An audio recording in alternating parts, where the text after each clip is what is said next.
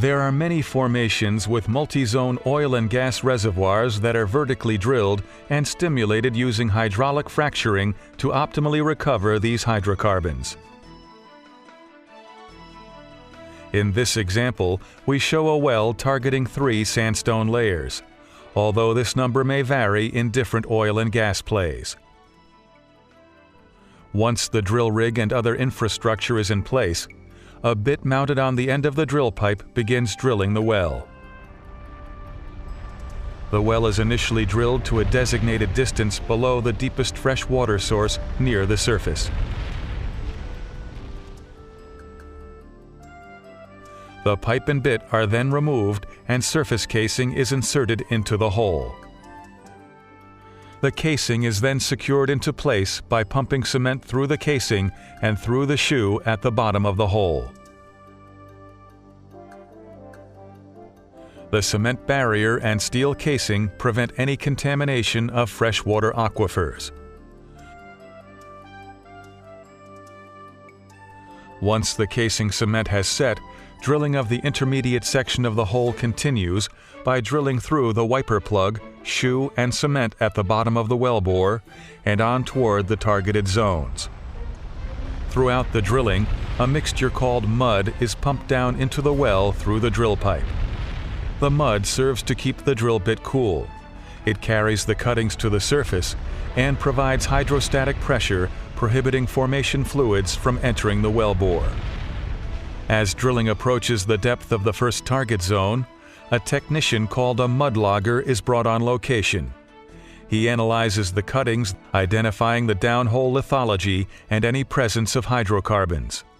As the well is being drilled, he provides real-time information to the company geologist and rig personnel.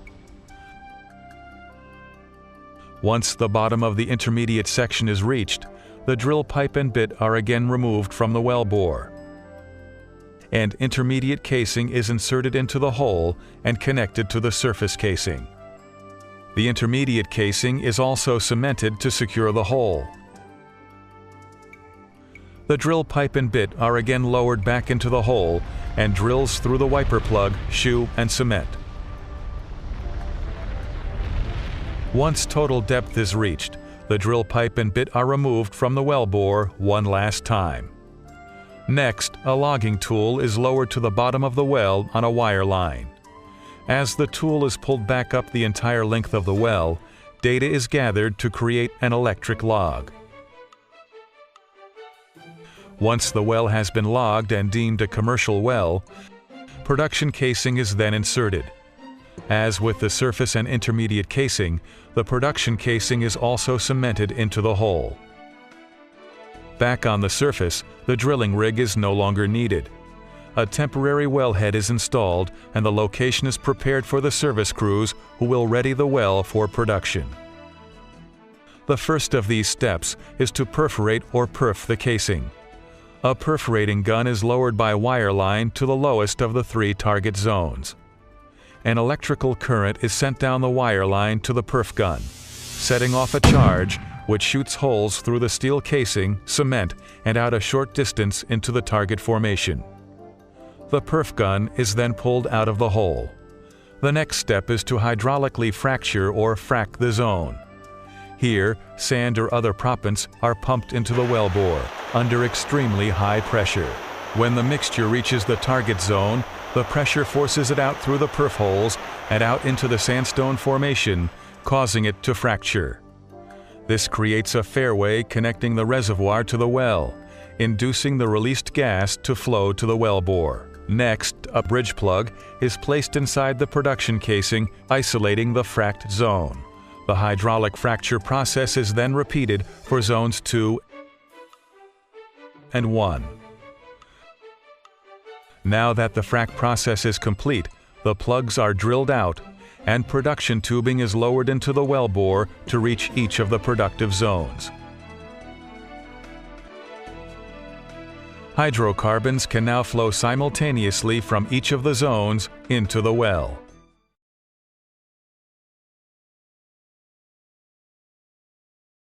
Up to this point, the process is the same as drilling a vertical well.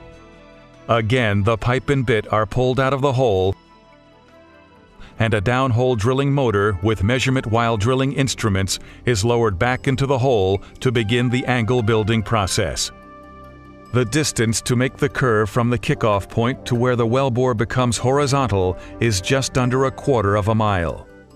Once the curve is completed, drilling begins on the well's horizontal section, called the lateral. The pipe used to drill the well measures 30 feet in length and weighs approximately 495 pounds each. It takes over 350 pieces of pipe weighing nearly 87 tons to drill a 10,500-foot well. At various stages of drilling, the pipe is taken out of the hole for tool and bit changes and put back in. This process is called tripping pipe. When the targeted distance is reached, the drill pipe and bit are removed from the wellbore one last time. Production casing is now inserted into the full length of the wellbore. Cement is again pumped down the casing and out through the hole in the casing shoe, forcing the cement up between the casing and the wall of the hole, filling the open space known as the annulus. Casing the well is a very important process because it permanently secures the wellbore and it prevents hydrocarbons and other fluids from seeping out into the formation as they are brought to the surface. At this point, the drilling rig is no longer needed. A temporary wellhead is installed and the location is prepared for the service crew who will perf, frack, and prepare the well for production. The first of these steps is to perf or perforate the casing. A perforating gun is lowered by wire line into the casing to the targeted section of the horizontal leg. An electrical current is sent down the wire line to the perf gun and sets off a charge that shoots small holes through the casing and cement, and out a short distance into the sandstone formation. The perf gun is then pulled out of the hole. Next, because the sandstone is tight, the well will have to be fracked.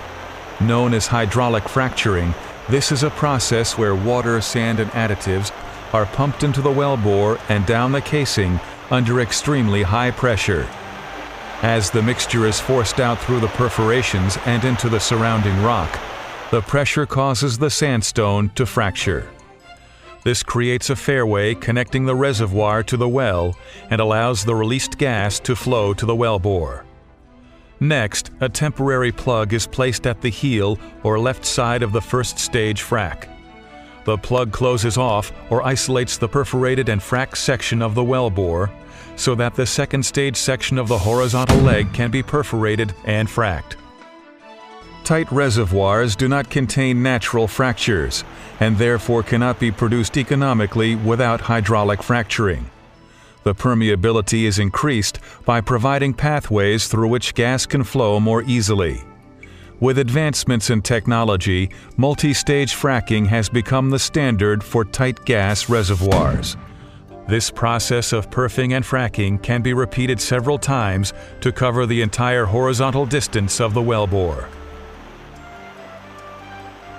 Once fracking is completed, the plugs are drilled out, allowing the gas to flow up the wellbore.